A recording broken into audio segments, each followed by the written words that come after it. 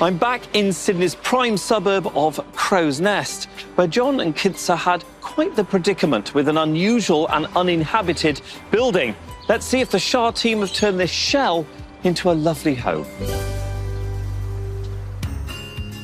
The front facade didn't need too much work, just some paint to finish it off. This front room was indeed a very confused space. It's now a very smart lounge room, which could also be used as an office. Dual purpose and instant improvement. With no kitchen, this property was a very hard sell. But not anymore. This is high-end city slicker chic. Oh, and there's actually somewhere for a family to eat.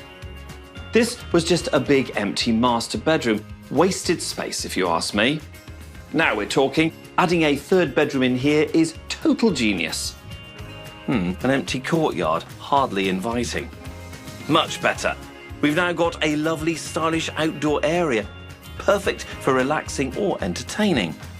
Well, the team have turned this empty shell into a cosmopolitan abode with features like 3 bedrooms, 1.5 bathrooms, now a 2-car garage and laundry, plus this beautiful living and kitchen areas.